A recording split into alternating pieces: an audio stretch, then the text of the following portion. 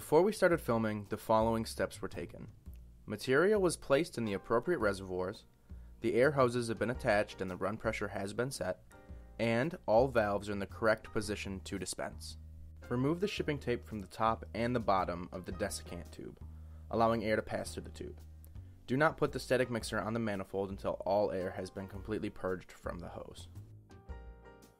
Purge the hoses and the manifold to get all of the air out. Air is compressible, and any air in either the resin or the hardener can cause a soft spot in your mix material. When purging, it is recommended that you use separation tubes to separate the material into different containers so you can put the material you pump through back into the reservoirs if it's still clean.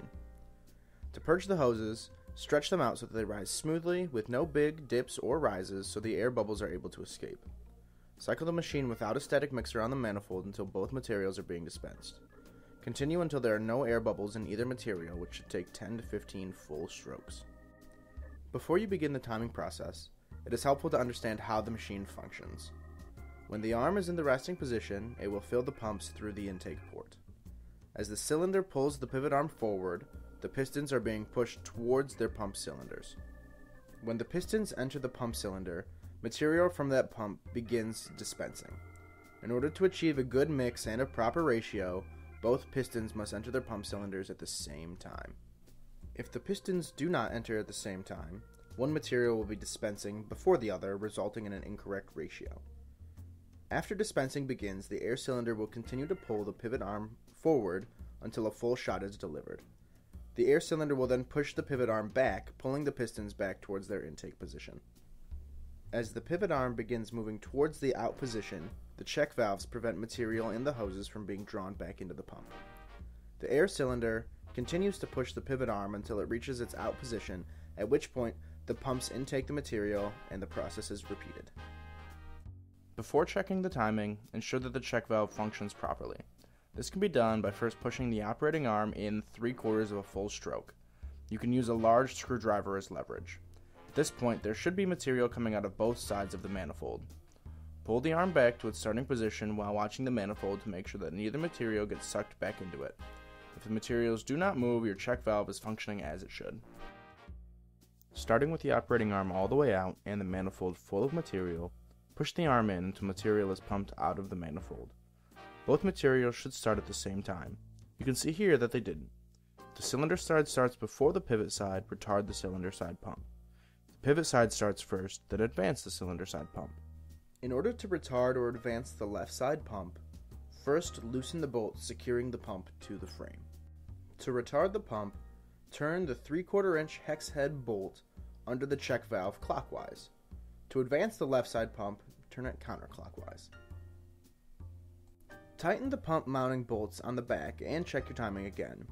You might need to adjust it more than once in order to get the timing exactly right, but it's important that you stick with it until it's perfect. Setting the right timing is essential for your material to cure correctly with no soft spots.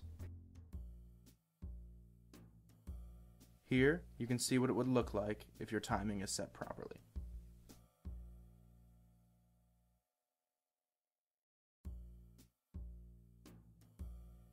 Now it's time to check the ratio. To separate the materials at the gun, use the appropriate attachment for your gun.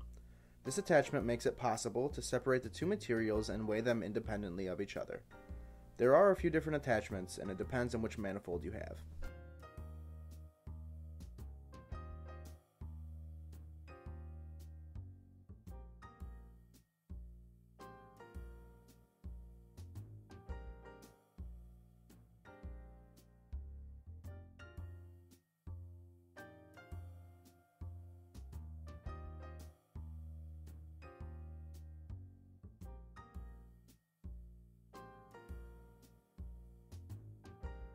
Be sure that both materials are flowing and that your manifold has material in it.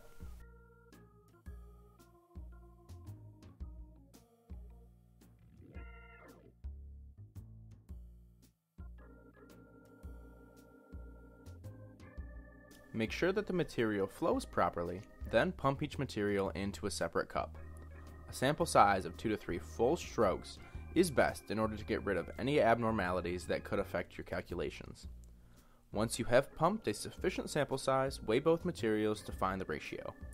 be sure to subtract the weight of the empty cups from your calculations. For more information on ratios, see your manual. To install the mixer, first disconnect the air supply. Smear some kind of petroleum grease, Vaseline works well, on the threads to keep them from getting gummed up.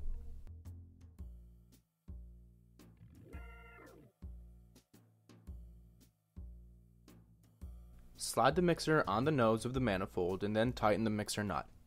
Be sure not to over-tighten the nut. Now, reconnect your air supply. It's time to purge the mixer.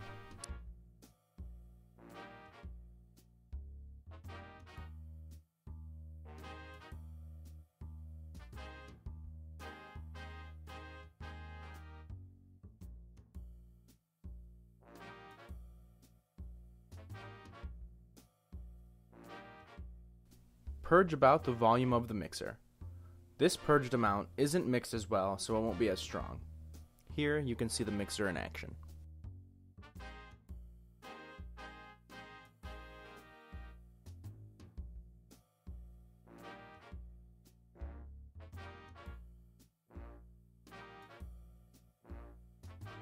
When you're done, remove the mixer and dispose of it.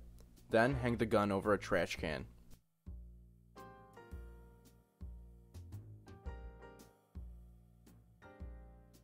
Pump a small amount of material out of the manifold and wipe it off carefully. We do this to make sure all mixed material is purged and that there is no air trapped inside. Finally, put a small amount of grease, again, Vaseline works well, on the cap. Screw the cap onto the manifold to keep the air out. Remember not to over-tighten the cap.